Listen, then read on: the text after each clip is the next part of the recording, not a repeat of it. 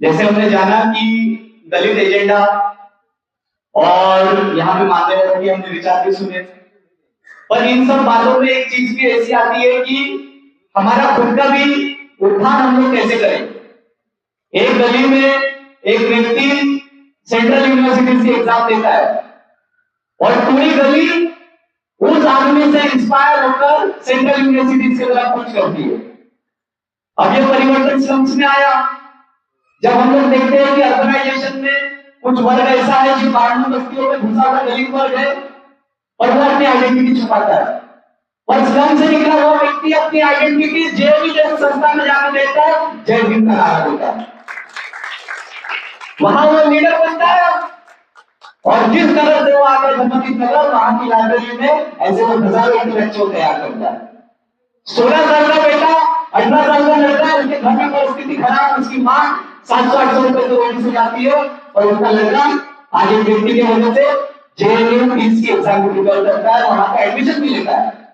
तो उस क्रम की परिस्थिति धीरे धीरे बदलने के लिए तैयार होती है और एक ऐसी इंटेलेक्चुअल लॉबी तैयार होती है जो स्लम में अपनी आइडेंटिटी बचा के रखती है, क्योंकि महलों के आरक्षण को बचाने के लिए झोपड़ी से भिड़ने निकले, तब जाके महलों में रहने वालों का आरक्षण आपने बचाया। तो ये झोपड़ी में रहने वालों की ताकत है जिन्होंने उन महलों को सुरक्षित किया है। उन महलों की सुरक्षा गार्ड के ऊपर मुझे भरोसा नहीं, क्योंकि उनकी सुरक्षा देने वाले पुलिस प्रशासन को आपने गलियों में, आपने शहरों में, अपने कस्बों में मजबूत किया। ऐसे व्यक्तियों को काफी झेलना भी पड़ता है समाज के माध्यम से जब वो नई संगठन लेके आता है। लोग उनको सवाल करते हैं कि बता संगठन में तू एक नई संगठन लेके क्यों आता है, पर वो आदमी जब डट के खड़ा होता है तो आइस का संकल्प आपके सामने रखता है। और ये विचारधारा को आज जैसे लोग सपोर्ट करते हैं और ऐसे युवकों को आगे बढ़ाते हैं। अब जिन व्यक्ति के बारे में मैंने कहा डॉक्टर राहुल पोचुटे, इनको सुनने के लिए आप आते रहे, जोरदार तालियों से एक बार राहुल पोचुटे का स्वागत किया जाए। वे आपके सामने अपना अनुभव रखेंगे और दलित एजेंडा की स्नातक श्रृंखला में अपने बात आपके सामने रखेंगे। जोरदार तालियां हो जाएंगे राहुल पोचुटे।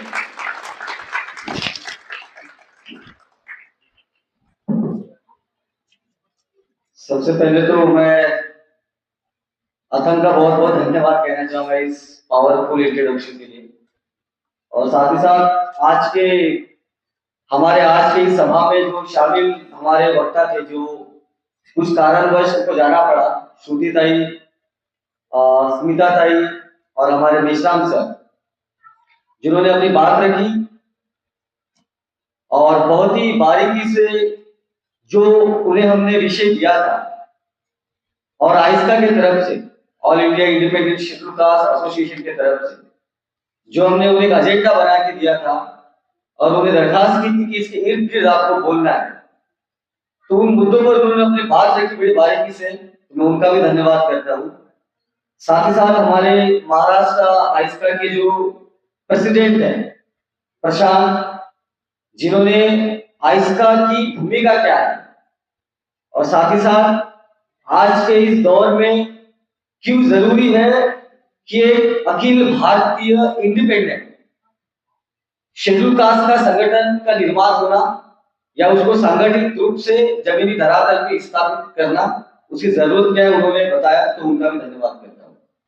साथ ही साथ हमारे केंद्रीय कार्यकारिणी जो है, जो जिसे हम सेंट्रल कमेटी कहते हैं आइस्का का, उसके हमारे मेंबर है रितेश भाई, जिन्होंने दिल्ली का जिक्र किया, दिल्ली में प्रोग्राम लिया, दिल्ली में मीटिंग हुई और उन्होंने भी इस तरीके से ईवीएम एक टेक्निकल मैटर कैसे है और उसको आगे और कैसे समझाया जाए। साथ ही साथ आज की चुनौती को आइस्का अपने यूथ की ताकत से कैसे आगे बढ़ाने की कोशिश कर रहा है, उसके बारे में उन्होंने बात की, उसका जिक्र किया, तो मैं उनका भी धन्यवाद करना चाहता हूँ। साथ ही साथ आइस्का की जो डिस्ट्रिक्ट कमेटी है, और उस डिस्ट्रिक्ट कमेटी को बहुत ध्यान से और बहुत ही सही तरीके से संभालने वाली हमारी जो बहन है शिफा, जो यहाँ पे मौजूद है, उन्होंने इस पूरे कार्यक्रम का आयोजन किया, अर्थात अधिकेश के साथ मिलकर, बाकी मेंबर के साथ मिलकर, तो उनका भी बहुत बहुत धन्यवाद करता हूँ। और आइस्का का धीरे धीरे डिस्ट्रिक्ट कमेटी बन रहा है और हर डिस्ट्रिक्ट कमेटी अब अपना काम बड़े बखूबी से कर रही है, और हम जैसे लोग जो लगे हुए हैं हर जगह पे, कल मैं औरंगाबाद था, उसके पहले मैं नांदेड़ था, उसके पहले मैं मुंबई था, उसके पहले मैं दिल्ली था, तो हर दिन आज एक जगह कल दूसरी जगह ट्रैवल कर रहे हैं और हमारे जो आइस्का के नेशनल वाइस प्रेसिडेंट है विशाल, जो यहाँ पर हमारे साथ मौजूद है, जो हम साथ में लगे पड़े हुए हैं, तो मैं विशाल का भी धन्यवाद करता हूँ। और साथ ही साथ आप इस सभा में बहुत लंबे समय तक रुके हैं और सभी वक्ताओं की बात आपने बहुत ध्यान से सुनी, तो मैं आपका भी बहुत बहुत धन्यवाद करता हूँ। मैं क्योंकि बहुत वक्ताओं ने अपनी बात रख दी है और मुझे बहुत हर्ष है और इस बात का आनंद भी है कि जो मुद्दे हम चाहते थे कि आपके सामने बड़े बारीकी से आए, वो मुद्दे आपके सामने आए, तो सभी स्पीकर ने अपनी बात रखी, उन मुद्दों को आपको समझाया। तो इसीलिए मेरे पास कुछ चंद बातें हैं आपके सामने रखने की, खास करके मूवमेंट और संगठन की जरूरत क्यों है, इसके इर्द गिर्द अपनी कुछ बातें मैं आपके सामने रखूंगा। तो और मैंने सभी का धन्यवाद किया, लेकिन साथ ही साथ मैं बड़े ये भी कहना चाहूंगा कि हमारे समाज के बुजुर्ग जो मैं देखता हूँ कि धीरे कोई आ रहे हैं, कोई जा भी रहे हैं, हमारे समाज के जो नौजवान साथी है, हमारी माताएं, हमारी बहनें, जो मैं देखता हूँ, क्योंकि मैं दिल्ली में काफी समय तक रहा, जो कल्चर मैं यहाँ पे अपने लोगों में देखता हूँ कि एक अगर कोई कार्यक्रम है और उस कार्यक्रम को जिस तरीके से हमारे लोग उपस्थित होते हैं, मैं उत्तर भारत में रहा, मैं उत्तर भारत की बुराई नहीं कर रहा हूँ, लेकिन जो कल्चर मैं यहाँ पे देखता हूँ, कल्चर मैं वहां पे नहीं देखा। तो मैं आप सभी का फिर दोबारा से एक बार धन्यवाद कहना चाहता हूँ, खास करके हमारे समाज के जो बुजुर्ग है, हमारे नौजवान, हमारी माताएं, हमारी बहनें और हमारे दोस्त जो यहाँ पर मौजूद है। तो मैं अपनी बातें आगे बढ़ाते हुए ये कहना चाहूंगा कि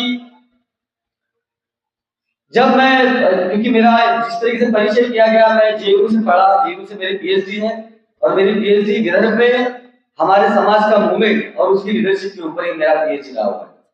मैं यूनिवर्सिटी में पढ़ा, यूनिवर्सिटी का प्रोडक्ट हूँ, साथ ही साथ मैंने यूनिवर्सिटी में एज असिस्टेंट प्रोफेसर पढ़ाया भी, तो पढ़ने का और पढ़ाने का दोनों अनुभव है। तो उसको जब मैं साथ में लेके चलता हूँ, तो एक चीज देखता हूँ कि हमारी जो मूवमेंट है, खास करके बाबा साहब के पहले का अगर आप एक काल देखते हो, जहां पे विदर्भ में खास करके बंसोड़ी जी के साथ उनकी वाइफ और तमाम तरह के जो लीडर्स हैं, जो यहाँ के एम्प्रेस मिल और उस तरह के जो कॉटन मिल्स है, वहां पे काम करते हैं। और वहां पे जब वो काम करते हैं तो वो बहुत छोटी छोटी बातों के लिए आंदोलन कर रहे हैं। वो आंदोलन कर रहे हैं कि हम मिल वर्कर है, हम बीड़ी कामगार वर्कर है, तो हमको रहने की जगह दीजिए। हमारी जो आप हमें तनख्वाह देते हैं उसमें इजाफा हो, क्योंकि उसमें हमारा गुजारा नहीं होता। वो ये कह रहे हैं कि जिस क्वार्टर को आपने हमको रहने के लिए दिया है, बगल में अगर कोई अपने आप को ऊंची जाति का मानता है, जो ऊंची जाति का नहीं भी आज के तारीख में ओबीसी, वो हमारे साथ छुआछूत करता है इस तरह के, और वो प्रोटेस्ट कर रहा है अंग्रेजों के सामने, एक कम्युनिटी बनके। अंग्रेजों ने सुन नहीं रहा कि एक कम्युनिटी बनके, जिनको आप अछूत कहते थे, उस समय में उनको डिप्रेस क्लासेस का नाम दिया गया, उस बैनर के तहत जब प्रोटेस्ट करें तो अंग्रेज अधिकारी उनको सुन रहे कि चलिए आप ये बातें कह रहे, कुछ बातें हम आपकी मानते हैं, कुछ बातों के लिए और आगे देखा जाए। एक और हमारे जो पढ़े लिखे लोग हैं उस समय के, वो ये सोच रहे हैं कि जिन लोगों को स्कूल में जाने नहीं दिया जा रहा है, तो क्या किया जाए। तो चंद्रपुर इस जगह पे खंडारे जी हॉस्टल बना रहे हैं। उस समय बाबा साहब पहले की बात है, बंसोड़ी जी अपनी प्रेस निकाल रहे हैं, प्रेस में आर्टिकल लिख रहे हैं, लेख लिख रहे हैं की आमच्या स्त्रियांनी दगडात दागिने नाही घातले पाहिजे। हमारे लोगों ने धीरे धीरे कुछ स्किल लेनी चाहिए ताकि वो अपना उधार निर्वाह कर सके। उसी दरम्यान बाबा साहब का नागपुर विधानसभा में एंट्री होता है, 24, 25, 26 इसके इर्द गिर्द अगर देखेंगे, बाबा साहब का पूरे विदर्भ में एक ऐसे लीडर की तरह शाहू महाराज के अध्यक्षता में, जो शाहू महाराज बाबा साहब की लीडर की तरह इंट्रोड्यूस करते हैं। बाबा साहब को मानने वाला सबसे बड़ा तबका, जो सबसे पहले बाबा साहब को जिसने साथ दिया, बाबा साहब के खड़ा हुआ, वो यहाँ का बीड़ी कामगार था और यहाँ का मिल वर्कर था। और बाबा साहब ने उन बीड़ी कामगारों के साथ मिलकर, उन गरीब मजदूर के साथ मिलकर अपनी लड़ाई को बहुत पुरजोर तरीके से आगे बढ़ाया। ये कानपुर, आगरा, जहां पर जो हमारे जिनको आज बुद्धिज्म में बहुत लोग उन्होंने कन्वर्ट किया, लेकिन वो चमार कहते हैं, वो बाबा साहब का बहुत बड़ा बेस उत्तर प्रदेश में था। तो मैं कहने की ये कोशिश कर रहा हूं कि बाबा साहब के पहले जो एक छोटी मोटी मूवमेंट हमने स्टार्ट की हमारे अस्तित्व के लिए, हमारी डिग्निटी के लिए, बाबा साहब ने उस लड़ाई को बहुत बड़ा एक आयाम दिया, उस लड़ाई को एक बहुत बड़े पैमाने पे आके छोड़ दिया और बाबा साहब इस दुनिया से हमारे बीच से चले गए। लेकिन सबसे महत्वपूर्ण बात यह है कि बाबा साहब जब हमारे बीच से चले गए उसके बाद हमारे साथ क्या हुआ। बाबा साहब ने 3 सपने हमारे साथ छोड़ के गए। एक ये कि प्रबुद्ध भारत बनेगा है, जो बाबा साहब ने नागपुर में हम सबको पता है कि उन्होंने बौद्ध धर्म की दीक्षा दी। उसके बारे में आज बहुत जिक्र होता है। लोग जैसे हमारे प्रेसिडेंट साहब ने कहा, महाराष्ट्र के प्रेसिडेंट ने कहा कि हम बुद्धिस्ट हैं कि दलित, इसके ऊपर बहुत तरह चर्चा होती है। मैं जब दिल्ली में अलग अलग कॉन्फ्रेंस में हम जाते थे तो खास करके महाराष्ट्र के बुद्धिस्ट लोग बहुत गुस्से से बात करते थे, दलित का शब्द कैसे इस्तेमाल कर रहे हैं, और एक बड़े प्रोफेसर को भी कुछ देर के लिए चुप कर देते थे, बड़े गुस्से में। तो बुद्धिस्ट मूवमेंट कई हद तक हम देखते हैं कि उसको हमने पकड़ के रखा हुआ है। अगर वो संगठित रूप से नहीं, लेकिन अपने घर से लेके बाहर तक हमने उसको कई हद तक पकड़ के रखा हुआ। राजनीतिक तौर पर हमें मानना पड़ेगा दैट वी हैव फेल्ड। हमारी राजनीतिक मूवमेंट एक तरीके से खत्म हो गई।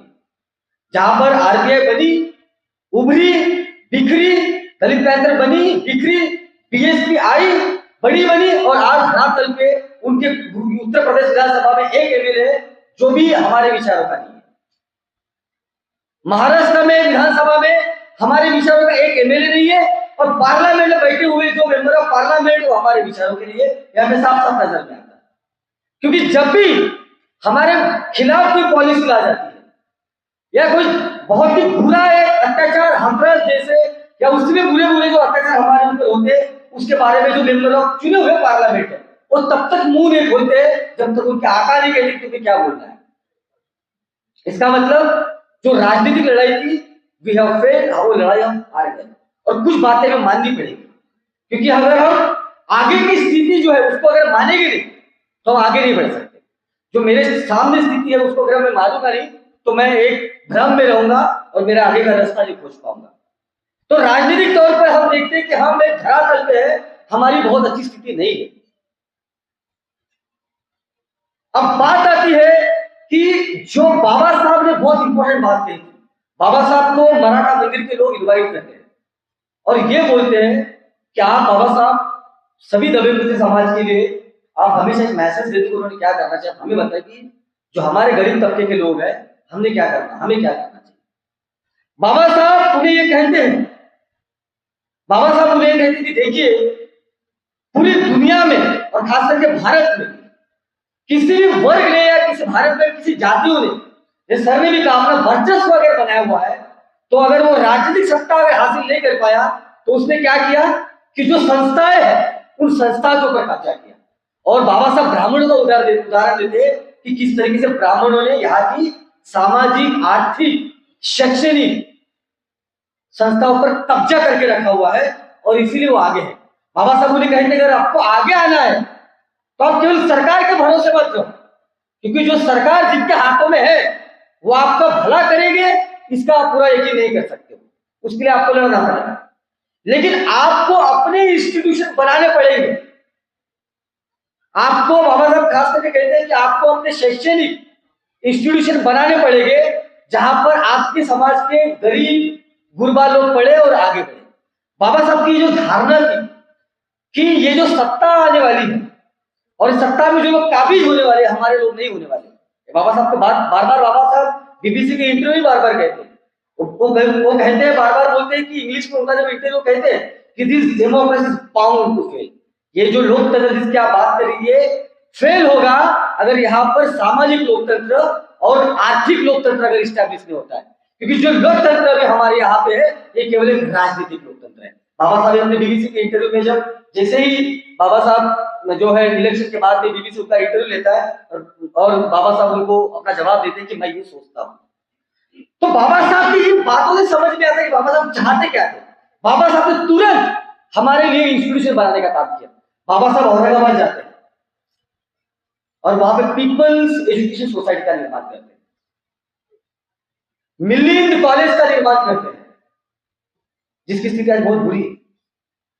हॉस्टल में हम गए, नागसेन हॉस्टल, उसका जो डिजाइन बाबा साहब ने किया, इतना प्यारा डिजाइन है। वहां किचन कैसे होना चाहिए, स्टूडेंट के बैठने की जगह कैसे होनी चाहिए, उसका हॉस्टल कैसा होना चाहिए, यहां तक कि उसने अपना खाली वक्त कैसे बीतना चाहिए, ये सारी बातों को ध्यान में रखते हुए उस पूरे कैंपस को डिजाइन बाबा साहब ने किया और बहुत लंबा वक्त वहां पे बिताया। मुझे औरंगाबाद के हमारे साथियों ने बात बताई जो मुझे पता नहीं थी कि बाबा साहब अपने आगे का जीवन वहां व्यतीत करना चाहते थे, वहां के बच्चों के साथ में। और एक बहुत बड़ा, एक जिसको हम बोलेंगे एक इंटरनेशनल एजुकेशन सेंटर जो पूरी दुनिया देखी कि जहां पे मिलिंद कॉलेज है या ऐसा है। लेकिन बाबा साहब के जाने के बाद हमने कुछ बातों को ठंडे बस्ते में डाल दिया। वो बातें ये कि हमारी खुद की इंस्टीट्यूशन होनी चाहिए, इसके ऊपर हमने हमारा जो है हमने नजर में और घुमा दी। हमने हमारी नजर, बहुत अच्छी बात है जब लोग इस बात को कहते हैं कि हमको राजनीतिक सत्ता लानी है, लेकिन मैं कहता हूं राजनीतिक सत्ता लाएंगे कैसे? आज के इस तारीख में जहां पे चुनाव मीडिया, माफिया और मनी के आधार पर लड़ा जाता है, जहां पे आज आपका मीडिया एक चुका नहीं है, माफिया जो है वो पैसे जो देगा उसके साथ खड़ा रहेगा, और पैसा जिनके पास है वो इस देश का, अगर मैं साफ साफ कहूं, जो आर्थिक आंकड़ा कहता है, जो रिपोर्ट अभी आई है वो ये कहती है कि आर्थिक आंकड़े के हिसाब से सबसे ज्यादा पैसा इस देश के ब्राह्मण, बनिया और जो जिनके पास जमीन रही है, जो जैसे अगर यहाँ पे हम देखते हैं मराठा, जिनके पास जमीन है, जिनके पास एजुकेशन इंस्टीट्यूशन है। अगर आप तेलंगाना में जाओगे, कम्मा, रेड्डी, इस तरह की कम्युनिटी, तो उनके पास जो है वेल्थ है इस देश। लेकिन जो 4-5% आरक्षण हमको मिलता था उसको भी आज खत्म किया जा रहा है। सर ने बोला कैसे कि जो सरकारी खाता है, जो सरकारी कंपनी है, उसको मैं प्राइवेट कर दूं तो आपका आरक्षण कहाँ है वहां पे? जो सरकारी कंपनी भारत सरकार की थी वो आज अगर अडानी या अंबानी की है तो अडानी अंबानी बोलेगा ये तो मेरी पर्सनल है, उसमें मैं आरक्षण आपको कैसे दूं? लेकिन भारत सरकार उसको लोन देता है, भारत सरकार उसको बिजली मुफ्त में देती है, भारत सरकार उसको जमीन मुफ्त में देता है। तो टेक्निकली अगर देखा जाए तो वो उसका प्राइवेट संपत्ति नहीं है, क्योंकि आज के तारीख में जो भी भारत में बड़े बड़े बिजनेसमैन, उद्योगपति है, वो भारत सरकार के लोन से अपना बिजनेस चलाते हैं। और ये भारत सरकार को लोन कहां से देता है? बैंक से, सरकारी बैंकों से। सरकारी बैंक में पैसा किसका जाता है? जो इस देश की बड़ी आबादी है, जो अपना 2 रुपया बचाता है, 5 रुपया बचाता है। और इस देश की सबसे बड़ी आबादी किसकी है? इस देश के, जिसको हम बहुजन कहते हैं, एसटी ओबीसी की। तो आपके पैसे से अडानी अंबानी के बिजनेस चलेंगे, सरकारी कंपनी अडानी अंबानी को बेची जाएगी और इस तरह के बामन बनियों को बेची जाएगी। और वो बामन बनिया जब सरकारी कंपनी खरीद लेगा, वो बोलेगा कि हम आपको आरक्षण यहाँ पे कैसे दे, आपका आरक्षण खत्म।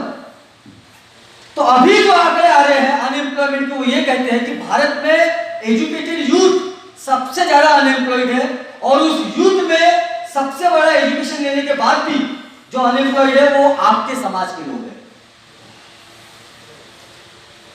और रिपोर्ट ये भी कहती है कि प्राइवेट सेक्टर में आपके बच्चे को सेम कैलिबर है, सेम उसका आईक्यू है, लेकिन जब कई हद तक पता चल जाता है कि शेड्यूल कास्ट है तो बड़ी चालाकी से उसको इंटरव्यू में बुलाया जाता है। मैं नहीं कह रहा हूं, इस देश के यूजीसी के चेयरमैन सुखदेव थोराट सर का अपना स्टडी कहता है कि जब वो सीवी भेजते हैं, उन्होंने एक एक्सपेरिमेंट किया कि वो सीवी भेजते हैं कुछ कॉर्पोरेट कंपनीज को, same calibre, same education qualification, लेकिन देखते हैं कि शेड्यूल कास्ट, बैकवर्ड कम्युनिटीज और मुस्लिम समुदाय के जो सीवी होते हैं उनको कोई रिप्लाई नहीं आता, लेकिन जो स्पेसिफिक अपर कास्ट के नाम है, जो बामन, बनिया और बाकी अपर कास्ट है, उनको रिप्लाई ज्यादा आता है। इसका मतलब जो प्राइवेट कंपनी कहती है कि हम जाति को नहीं मानते हैं, वो जाति को सबसे ज्यादा मानती है। और अभी हाल फिलहाल में बैंगलोर में शेड्यूल कास्ट के एक लड़के का, जिस कंपनी में वो काम करता था अच्छे पद पे, पता चला कि शेड्यूल कास्ट है, तो पूरे एडमिनिस्ट्रेशन ने उसको इतनी बार प्रताड़ित किया कि वो आखिर उसको सुसाइड कर दिया। आप हमारे पास ये जानकारी पहुंचती नहीं, क्योंकि इस देश का मीडिया जो उन्हीं का मीडिया है जो इस देश के सरकारों के गुलाम है या सरकार के साथ साझा मिलके जो है इस देश पर राज कर रहे हैं। हर देश में रूलिंग क्लास होता है, सत्ताधारी वर्ग होता है। इस देश का सत्ताधारी वर्ग, आपको नाम लेना पड़ेगा वो कौन है। इस देश का सत्ताधारी वर्ग इस देश का ब्राह्मण बनिया आज की तारीख में। और जो इस देश में अभी जीडीपी आ गई, जी भारत सरकार का आंकड़ा ये, अभी एक रिपोर्ट है, ऑक्सफैम का एक संगठन है जिसने अध्ययन किया और ये कहता है कि भारत में भारत सरकार रेवेन्यू, यानी हर सरकार अपना रेवेन्यू कमाती है ना, प्रॉफिट कमाती है। भारत सरकार अपना रेवेन्यू सबसे ज्यादा जीएसटी से कमाती है, जीएसटी। तो जीएसटी जो है वो भारत के जो इस देश के अपर कास्ट है वो केवल 2 से 3% जीएसटी देते हैं, क्योंकि उनकी संख्या कम है। सबसे ज्यादा जीएसटी जो आती है वो छोटे से लेकर बड़े सामान खरीदने से आती है। आप टूथपेस्ट खरीदे, वहां पे जीएसटी लगेगी। आपने वड़ा पाव खरीदा, वो वड़ा पाव वाले को जहां से प्याज लेना पड़ेगा वो प्याज की जीएसटी, हर चीज की जीएसटी, दूध से लेकर दही छाछ हर चीज की जीएसटी। तो इस देश का जो बड़ा मजदूर तबका है, रिपोर्ट ये कहती है कि भारत की 60 से ऊपर से ज्यादा जो जीएसटी भारत सरकार को जो पैसा मिल रहा है वो इस देश के वर्किंग क्लास गरीबों से मिल रहा है, जो रोज कमाता है रोज खाता है। लेकिन भारत सरकार उसके लिए क्या कर रही है, उसका जो संवैधानिक आरक्षण था उसको प्राइवेट प्लेयर के हाथ में देकर उसको खत्म कर रही है।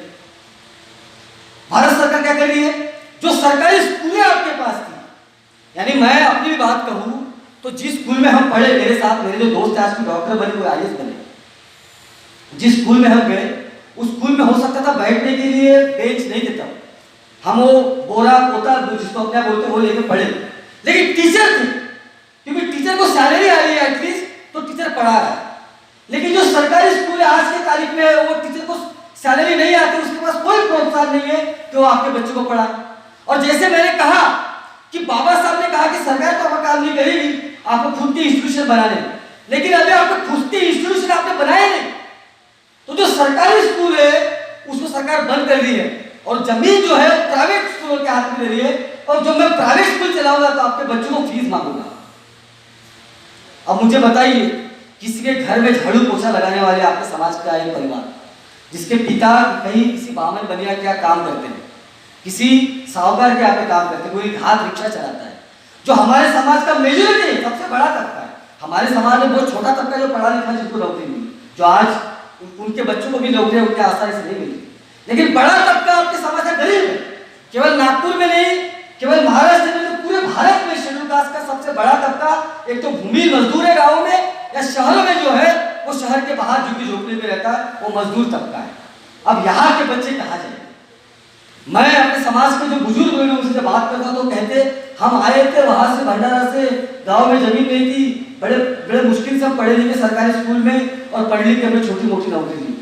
मैं आज देखता हूँ कि जो परिस्थिति में वो लोग पढ़े, जिनको छोटी मोटी नौकरियां मिली, आज आप मेहनत करने के बाद भी आपको नौकरी नहीं मिलने वाली, क्योंकि जो सरकारी नौकरी तो प्राइवेटाइज हो ही गई। लेकिन यह सब स्थिति है। सबसे बड़ा सवाल अभी आता कि हम कहां पे हैं। बुद्धिज्म को लेकर तो हम बहुत सक्रिय है कि बुद्धिस्ट बनना चाहिए, अरे वो बुद्धिस्ट नहीं है तो हमारा नहीं है, वो बुद्धिस्ट नहीं तो हमारा नहीं है। लेकिन मैं ये कहता हूं कि आपका आर्थिक संघर्ष कहां गया, आपके आर्थिक इंस्टीट्यूशन कहां गए। सबसे ज्यादा महिला आपके किसी के घर में झाड़ू पोछा लगाती है, एक यूनियन हमारे महिलाओं का नहीं, कि अगर किसी महिला के साथ कुछ भी अगर कोई हो गई तो हमारा संगठन तुरंत वहां पे खड़ा होगा। और मनोरमा के वक्त वही हुआ कि जब मनोरमा हमारे समाज की थी, हमने आंदोलन तो किया, लेकिन जब कोई संगठन होता है, जब एक संगठन की इकाई होती है, तो वो संगठन जब तक जस्टिस नहीं मिलता तब तक संघर्ष करता है। हमारे महिलाओं को कोई संगठन है, हमारे लोग सबसे ज्यादा ऑटो रिक्शा चलाते हैं, झुग्गी झोपड़ी में रहते हैं, हमारा कोई यूनियन नहीं, कोई वर्कर यूनियन नहीं। यहां तक कि हमारे रेलवे कर्मचारी जो अपने आपस में यूनियन बनाते हैं, उनका यूनियन बाहर नहीं। तो हमारे ना स्कूलें हैं, हमारे जो बैठे हुए चुने हुए रिजर्व सीट से एमपी एमएलए जो हमारी बात नहीं करा जाते हैं, क्योंकि वो अपने आकाओं की बात सुनने से उनको सीट मिलनी अगली बार। अगर वो आका के खिलाफ बात करेंगे तो सीट नहीं मिली, तो उनको सीट चाहिए। हमारे जो नेता है उनको अपने बच्चों का भविष्य देखना है कि मेरा बच्चा कैसे आगे बढ़ेगा। तो समाज की सारी स्थिति में मैं ये कहता हूं कि आप आज के इस तारीख में कोई सच्चा शेड्यूल कास्ट अम्बेडकर एक व्यक्ति रिजर्व सीट भी नहीं जीत सकता है। आपको यदि रिजर्व सीट भी जीतना है तो यहाँ के बामन बहने और धन्ना सेठ का सहारा लेना पड़ेगा, तब आप अपनी खुद की रिजर्व सीट भी जीतोगे। ऐसी स्थिति में मैं ये कहता हूं कि दबे कुचले समाज के पास केवल और केवल एक चारा रहता है, और वो चारा है जनता का अपना संघर्ष, मास मूवमेंट, सड़कों पर संघर्ष। और सड़कों पर संघर्ष कभी नहीं, तब तक नहीं होगा जब तक आपका एक मजबूत संगठन नहीं है। और मजबूत संगठन तब तक नहीं होगा जब तक उस संगठन में लोकतंत्र नहीं है, डेमोक्रेसी नहीं है। जब तक उस संगठन में पढ़े, और लोग कहते हैं कि मैं बिल्कुल इस बात को मानता हूं कि पढ़े लिखे लोगों की जरा जिम्मेदारी है, क्योंकि जो व्यक्ति, मैं अपने अभी झोपड़पट्टी में मेरा घर है, मैं अभी भी जाता हूं, मैं देखता हूं कि जो व्यक्ति 14 घंटा 16 घंटा अपने मालिक की गाली भी खाता है, जब दोस्त से बात करता हूं, माँ बहन की बोलता है कि गाली देता है, मजबूर ये करना पड़ेगा कि पेट कैसे चलेगा। वो व्यक्ति जब आता है तो उसके पास बहुत चार्ज नहीं रहता है, बहुत समय नहीं रहता, उसको अपने दुनिया भर का जो ह्यूमिलेशन है, जो महिला किसी का बर्तन मांझ रही है, उसके पास बहुत टाइम नहीं है वो अपने बच्चों को देखे कि समाज के बारे में सोचे। तो वो पढ़े लिखे लोगों की जिम्मेदारी ज्यादा बनती है कि वो अपने बिजी वक्त में से वक्त निकाले और समाज के लिए दिशा और दशा का जो है उसको निर्देशित करे, उसको आगे लेके आए, एक मजबूत संगठन बने। और वही भूमिका हम लेके आ रहे हैं कि जब मैं यूनिवर्सिटी में पढ़ा रहा था और मेरे दोस्त कई फॉरेन में थे, हम लोग बार बार, जब मैं जेएनयू में था और जेएनयू से हम निकले, जब 2-3 साल हो गए तो बार बार सोचते थे कि हम जो है आगे क्या करना चाहिए हमें। तो कोई उत्तर प्रदेश से है, कोई पंजाब से है, कोई तमिलनाडु से है, कोई आंध्रा से है, कोई उड़ीसा से है, हम जितने भी शेड्यूल कास्ट के बच्चे थे, खासकर गरीब घर से आने वाले बच्चे थे, हमने ये सोचा कि हम तो यहाँ पे आ गए, लेकिन हम देख रहे कि हमारे समाज के खासकर गरीब तबके के जो लोग हैं यहाँ तक नहीं आ सकते। और इसीलिए हमने सोचा कि पूरे भारत में एक शेड्यूल कास्ट का इंडिपेंडेंट संगठन होना बहुत जरूरी है। अभी केवल शेड्यूल कास्ट का क्यों? क्योंकि शेड्यूल कास्ट के पास, जैसे मैंने कहा कि भारत में अगर आप देखोगे कि सबसे ज्यादा जो भूमिहीन मजदूर है वो शेड्यूल कास्ट के लोग हैं, जो झुग्गी झोपड़ी में रहने वाले लोग हैं सबसे ज्यादा शेड्यूल कास्ट के लोग हैं। क्योंकि ना आपके पास कोई रिसोर्स है, ना आपके पास जंगल है, जमीन है, ना आपके पास ज्यादा सरकारी नौकरियां बची है। तो सबसे पहले ऐसा, इसके बाद इसका मतलब ये नहीं कि बाकी दबे कुचले तबके आप खड़े नहीं रहेंगे, बाकी दबे कुचले तबके उनके बिल्कुल खड़े रहेंगे, उनके इशू उठाएंगे। लेकिन हमें ये लगता है कि आज के इस दौर में जहाँ पे शेड्यूल कास्ट की स्थिति बाकी कम्युनिटी सबसे ज्यादा खराब है, ये वक्त है कि शेड्यूल कास्ट के समाज के जो रिसोर्सेस है, शेड्यूल कास्ट के समाज के लोग की जो एनर्जी है, वो शेड्यूल कास्ट के समाज के लिए कुछ हद तक तो लगाई जाए और शेड्यूल कास्ट का अपना एक संगठन बनाया जाए। ये हमने एक मीटिंग में एक बहुत लंबे अंतराल के बाद में, एक लंबा समय बिताने के बाद हमने फैसला लिया और हमारा संगठन बनाया। और जब से बनाया है हर दिन हम जमीनी तौर पे काम कर रहे हैं। और इसीलिए मुझे लगता है कि जिस समाज का, अगर आप मूवमेंट का सर्वे इतिहास की बात की, आप अगर इतिहास पढ़ते हैं शेड्यूल कास्ट के समाज का, शेड्यूल कास्ट के अलग अलग जातियों का भी, तो शेड्यूल कास्ट की वो जातियां अभी थोड़े ज्यादा अच्छी हालत में है जिनके पुरखों ने संघर्ष किया, जिनके पुरखों ने व्यवस्था के खिलाफ संघर्ष किया, चाहे उत्तर प्रदेश में वो चमार कम्युनिटी हो या महाराष्ट्र में जिन्हें महार कहा जाता है उनकी कम्युनिटी। लेकिन आज उन कम्युनिटी को टारगेट किया जा रहा है। महाराष्ट्र में चमारों को हटा के बाकी जितनी शेड्यूल कास्ट कम्युनिटी उनको ये बोला जा रहा है कि देखो इन्होंने तुम्हारा हक खा लिया। वो ये नहीं बता रहे कि ये लोग बहुत लंबे समय से लड़ रहे हैं। महाराष्ट्र में बोल रहे कि देखो महाराज ने तुम्हारा हक खा लिया, मातम को बोल रहे हैं। कोई वाल्मीकि को बता, देखो ये वाल्मीकि समाज के लोगों, आरएसएस के लोग बोल रहे हैं, इस देश के हिंदूवादी भी नहीं, इस देश के ब्राह्मणवादी संगठन जो है वो ये हमारे आपस में जो है आग लगा रहे हैं। ऐसी स्थिति में जैसे प्रशांत ने कहा कि हमारा एक व्यापक संगठन ताकत का है, हमारी ताकत का है। तो मेरा ये मानना है कि किसी एक लीडर से, किसी एक व्यक्ति से समाज आगे नहीं बढ़ने वाला। समाज में धरातल पे जो है वो संगठन होना बहुत जरूरी है। हर गली में संगठन होना बहुत जरूरी है और इस संगठन की ताकत होना बहुत जरूरी है। क्योंकि कभी हमारे एक महिला को भी किसी के घर में काम करते वक्त ऊंच नीच हुआ तो संगठन का पूरा संगठन सड़कों पे होना चाहिए। सरकार और पुलिस को मजबूर करना चाहिए कि उस गुनहगार के खिलाफ एक्शन ले। इतनी हमारी ताकत होनी चाहिए, वो तभी हो। जब हम अपना संगठन बनाए। संगठन की ताकत बहुत बड़ी होती है, इसलिए जब हम लोग बुद्धम शरणम गच्छामि, धम्मम शरणम गच्छामि, सबसे महत्वपूर्ण जो बात है आगे का संगम शरणम गच्छामि। संघ बहुत इंपॉर्टेंट है, इसीलिए हमने कोई लोग हमें बोल रहे थे अरे संघ तो आरएसएस युवा शक्ति को जोड़कर जो एजेंडा तय किया जाए वो एजेंडा पूरी तरीके से हम दोबारा अपने संघ को वापस इसलिए दोनों अनुभव और इसीलिए हमने अपने संगठन में संघ लगाया हुआ है कि संघ हमारा हमारा है, पंचायत जो है पूरे भारत में अगर देखा जाए तो और समझ उसी के नीचे चीज को उसी बात को आगे बढ़ाते हुए दो बातें कहूंगा आपके बदल रहा है सामने। संविधान दो अपने वादी को विराम ये एक दूंगा। समस्या चल रही है। जैसे मैंने आपको कहा कि बाबा साहब ने बोला कि आपकी खुद की संस्थाएं होनी चाहिए और पीपल्स एजुकेशन सोसाइटी बनाई, सिद्धार्थ कॉलेज बनाया, हमारे मिलित कॉलेज बनाया। आपको पता है विदर्भ में जब मैं बात कर रहा था, बाबा साहब के आने के पहले और बाबा साहब के जाने के बाद भी हमारी खुद की स्कूलें थी। महात्मा फुले स्कूल हमारे समाज की स्कूल थी, उत्तर नागपुर में तीर्थ हाई स्कूल हमारे समाज की स्कूल थी। जायभाई चौधरी ने पूरी जिंदगी संघर्ष में जीवन जिया, हमारे लड़कियों के लिए खास करके एजुकेशन क्यों मिलना चाहिए इसलिए यहाँ पे स्कूल बनाए, कॉलेज बनाया। जायभाई चौधरी का आपने यहाँ पे देखा होगा, जो शेड्यूल कास्ट विमेन फेडरेशन था, उनकी वो बहुत इंपॉर्टेंट लीडर थी, पूरी जिंदगी संघर्ष किया। सुलभता एक डोंगरे, इस तरह के तमाम महिलाओं ने, पुरुषों ने हमारे समाज के गोर गरीब बच्चों को कैसे एजुकेशन मिले, कैसे आगे बढ़े, उसका संघर्ष किया। उनमें से बहुत लोगों को फायदा भी हुआ। लेकिन जैसे मैंने कहा कि हमने इन बातों को, समाज में इंस्टीट्यूशन कैसे बने, इन बातों को ठंडे बस्ते में डाल दिया। हम ये कहते हैं कि ये तो मार्क्सिस्ट है, लेबर यूनियन चलाता है। अरे लेकिन लेबर तुम्हारा है ना, तुम्हारे यूनियन क्यों नहीं? कोई बामन उस यूनियन का लीडर है, लेबर हमारे लोग हैं। हमारे लोग यूनियन में काम ही नहीं करना चाहते, यूनियन बनाना नहीं चाहते। और सबसे महत्वपूर्ण बात जो एट्रोसिटी की आती है, जब हमारे दिल को बहुत ठेस पहुंचती है कि हमारे समाज के किसी व्यक्ति के ऊपर बहुत ही जघन्य यानी अत्याचार हुआ और अभी हमें सड़कों पे आना चाहिए। लेकिन बाबा साहब कहते हैं कि एट्रोसिटी जो है होने के बाद में आने से पहले है, बेहतर है कि आप होने के बाद आने से बेहतर है कि होने के पहले आप क्या कर रहे हो, ये बहुत महत्वपूर्ण है। तो बाबा साहब अपने लिखान में कहते हैं, अपने डिमांड में कहते हैं कि डिमांड फॉर सेपरेट सेटलमेंट, और वो ये लिखते हैं कि far away from cast Hindus, ये जो जातिवादी लोग हैं इनसे बहुत दूर कहीं हमारे लोगों का बसेरा, जहां पे हमारे लोगों की मेजोरिटी हो।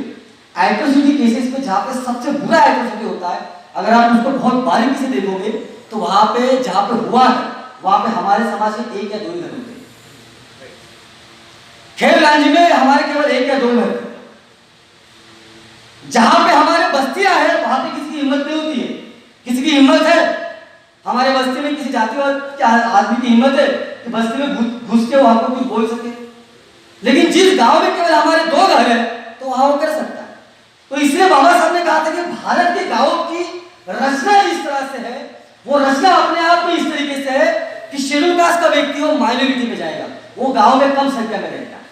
इसलिए बाबा साहब कहते हैं कि इसीलिए इन लोगों को इन जगह से निकाल के कोई एक अच्छे कॉलोनी में उनको रखा जाए, जिसको बाबा साहब सेपरेट सेटलमेंट कहते हैं, यानी ऐसे भेड़ बंधु की तरह नहीं रखा जाए, उनको वहां पे प्रॉपर हाउसिंग दिया जाए।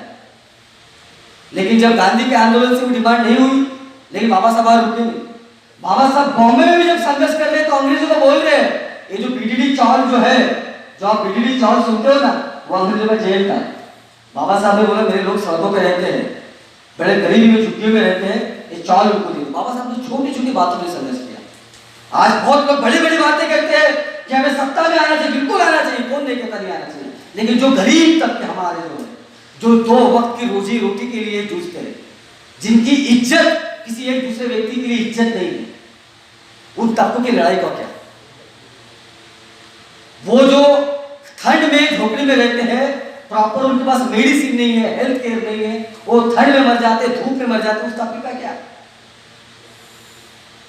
जो सबसे बड़ा तबका है आपके समाज का, उसकी यूनियन कहां पे? तो इसीलिए मैं एट्रोसिटी की बात कर रहा था। बाबा साहब एट्रोसिटी के बारे में और एक बात करते हैं कि कोई भी दबा पिछड़ा समाज जिसके ऊपर अत्याचार होते हैं और जो कम संख्या में है, उसके पास अधिकार है कि वो अपनी खुद के समाज की सुरक्षा के लिए कोई संगठन बनाए। और बाबा साहब इसलिए समता सैनिक दल के बहुत बड़े सपोर्टर थे। बाबा साहब के आगरा की स्पीच में के बाबा साहब कहते हैं कि समता सैनिक दल का काम क्या होना चाहिए। समता सैनिक दल का काम समाज को सुरक्षा देने वाला होना चाहिए। लेकिन आज बड़ी दुख की बात है कि समता सैनिक दल के अलग अलग टुकड़े को मैं देखता हूं, वो गार्ड की नौकरी करता है किसी नेता की। समता सैनिक दल का काम किसी नेता के गार्ड की नौकरी करने की नहीं था, किसी नेता को सुरक्षा देने का काम नहीं था, समाज को सुरक्षा देने का काम था।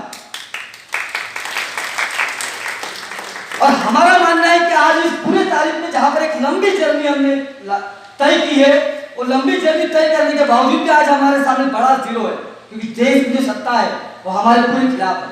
तो एक बड़ा जीरो हमारे सामने खड़ा है। तो हमें नई शुरुआत करनी पड़ेगी, नई शुरुआत। और वो नई शुरुआत आपको अपने उन कस्बों से, उन गांवों से, उन ब्लॉक लेवल से शुरुआत करनी पड़ेगी जहां पर आज भी लोग आपके फंसे हुए हैं।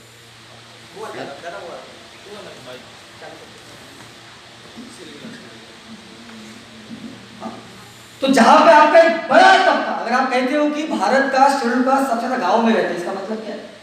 इसका मतलब वो किसी जमींदार की जमीन पर डिपेंड है कि वो जमीन। इसीलिए आप अगर मराठवाड़ा जाते हो तो मराठवाड़ा में सबसे ज्यादा एट्रोसिटी क्यों है? क्योंकि मराठवाड़ा में सबसे ज्यादा शेड्यूल कास्ट का लोग गांव में रहता है। अच्छा, वो गांव में रहता है तो किसी मराठा की जमीन के ऊपर काम करता है। अगर लड़के ने कहा कि नहीं मुझे आपकी जमीन पे काम नहीं करना, मुझे पढ़ना, मैं जा रहा हूं, मैं देख लूंगा अपना, तो तुमने मेरी जमीन पे काम करने के लिए मना क्यों किया? इसीलिए उसको मार दिया। 14 साल का बच्चा, एक जमींदार का लड़का हमारे 60 साल के बुजुर्ग को उसको नाम लेके बुलाता है, क्योंकि उसको पता है कि ये 100 एकड़ जमीन मेरी है, इसका पूरा परिवार मेरे ऊपर डिपेंड है। ये स्थिति है। ऐसी स्थिति में केवल और केवल हवा में बातें करना, मुझे लगता है खास करके दबे कुचले समाज के लिए सही बात नहीं। और इसलिए मैं बार बार कहता हूं कि बैठे हुए विधान परिषद, विधानसभा और पार्लियामेंट में चुने हुए लोग आपके नहीं है, इस देश का मीडिया आपका नहीं है, बैठी हुई सरकार आपके खिलाफ खड़ी हुई है, तो आपके पास केवल एक चारा बचता है कि अपने खुद के इंस्टीट्यूशन बनाना। और आपके इंस्टीट्यूशन तभी बनेंगे, आपके संस्थाएं तभी बनेंगे जब आपका कोई संगठन रहेगा जो समाज के लिए काम करेगा। और समाज उस संगठन के लोगों को जब अपनी रोटी में से आधी रोटी देगा तो उसको सवाल भी पूछेगा। लेकिन जो नेता किसी बामन बनिया से पैसे लेकर अगर चुनाव लड़ेगा तो जीतने के बाद आपको नहीं पूछेगा।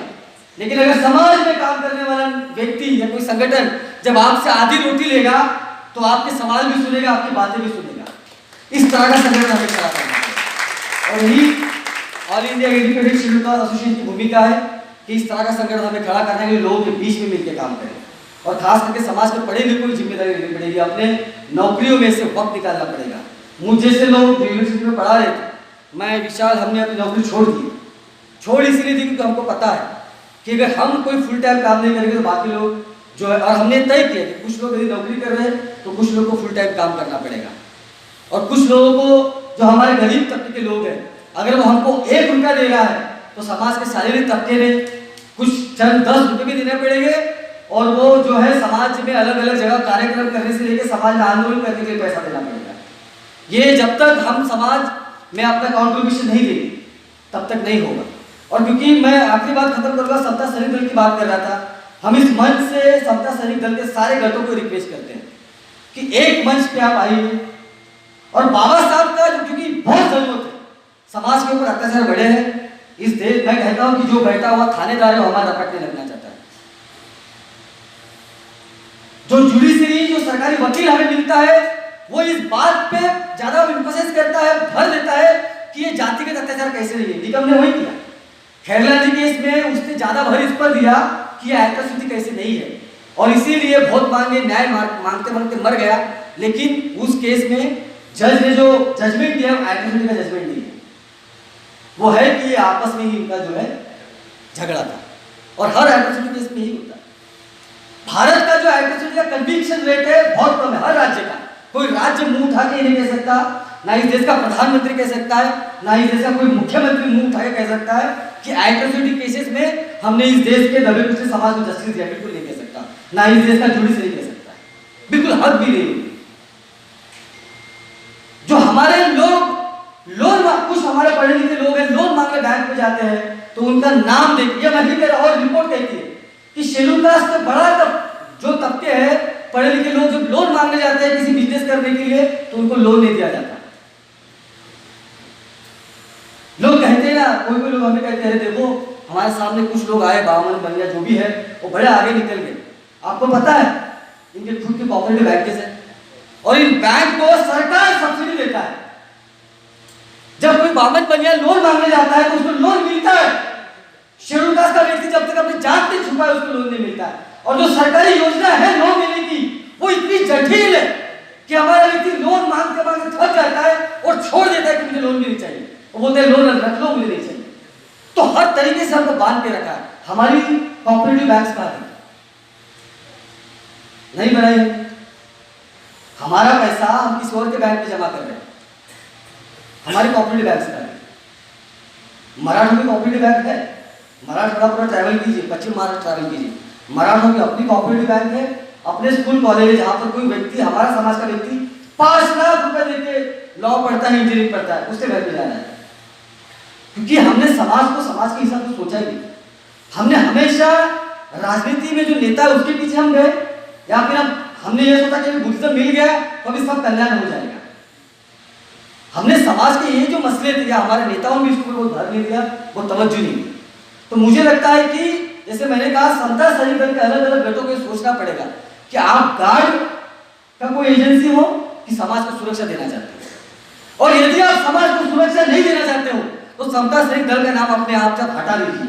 हम अपने संगठन से समता सैनिक दल बनाएंगे तो समाज के हमारे नौजवान लड़के लड़कियां उनको ट्रेनिंग देंगे और समाज की सुरक्षा करेंगे। आप छोड़ दीजिए, एक तो आप हमारे साथ आइए, आप इकट्ठा हुई, अगर आप नहीं कर सकते तो छोड़ दीजिए, हम करेंगे होगा। क्योंकि हमारे समाज पर अत्याचार बढ़ रहे हैं, खास करके हमारे समाज की जो लड़कियां महिला है गाँव में, मैं बार बार कह रहा हूँ, मैं मराठवाड़ा में घुमा हूँ, हमारे महिलाओं के ऊपर जो अत्याचार है गाँव में सबसे ज्यादा है। और वो अत्याचार को यदि रोकना है, जैसे मैंने कहा, पुलिस आपकी बात नहीं सुनना चाह रही है, सरकार थानेदार आपकी बात नहीं सुनना चाह रहा है, जज सरकारी वकील आपकी बात नहीं सुनना चाह रहा है, तो ये समाज को अपना जब तक हम बल नहीं बनाएंगे, जब तक अपनी सुरक्षा हम नहीं करेंगे, अपने संगठन बना के आगे नहीं खड़े होंगे। खास करके बाबा साहब बार बार कहते हैं कि समाज को समाज के लिए लड़ने वाले लोग चाहिए। मैं कहता हूं कि समाज के लिए लड़ने वाले लोग हैं, लेकिन समाज में एक संगठन नहीं है तो उनको कोई मंच नहीं है कि एक जगह आके लड़ सकते हैं। और ये मंच हमें इकट्ठा करना पड़ेगा, समाज के अलग अलग लोगों को लाना पड़ेगा। मैं देखता हूं, मैं नौजवान साथियों को मिलता हूं, बोलते राहुल भाई हम चाहते हैं कुछ करना, हम भी जान नहीं सकते, अगर हमारी बहन के ऊपर अत्याचार हो हम भी जान नहीं सकते, लेकिन अगर उसकी जान जाती है, मैं कह रहा हूं वो समाज के लिए काम करते करते उसकी जान जाती है, या हम में किसी का कल जाके कोई अगर बोलता है कि समाज के लिए काम कर रहे हैं, बहुत अच्छे से काम कर रहे हैं, कोई आगे का हमको गोली मार देता है, तो मेरा घर चलाने के लिए मेरी बूढ़ी माँ को समाज को पालना पड़ेगा, तब जाके समाज में मूवमेंट चलेगी, तब जाके समाज में काम करने वाले लोग समाज पर भरोसा करेंगे। इस तरह का समाज हमें निर्माण करना पड़ेगा। और इसीलिए आपने मुझे बड़ी बारीकी से सुना। मैं दोबारा एक बात कहूंगा कि अखिल भारतीय अनुसूचित जाति संघ, इसकी शुरुआत जो है वो पिछले अक्टूबर में हुई थी। हमारी ये कोशिश है कि आपके बीच में, आपके बस्तियों में, आपके कॉलोनी में, आपके झोपड़पट्टी में, आपके गाँव में हमारे संगठन के लोग दिखेंगे झोला लेके काम करते हुए। जब हमारा कार्यकर्ता आपके घर में आए तो उसे थोड़ी सी इज्जत, एक चाय और थोड़ा पानी भी दीजिए, और बन सके तो अपने जेब के 2 रुपये भी दीजिए। इसके साथ अपनी बात खत्म करते हैं। आपने बहुत बहुत धन्यवाद। जय हिंद, जय भारत।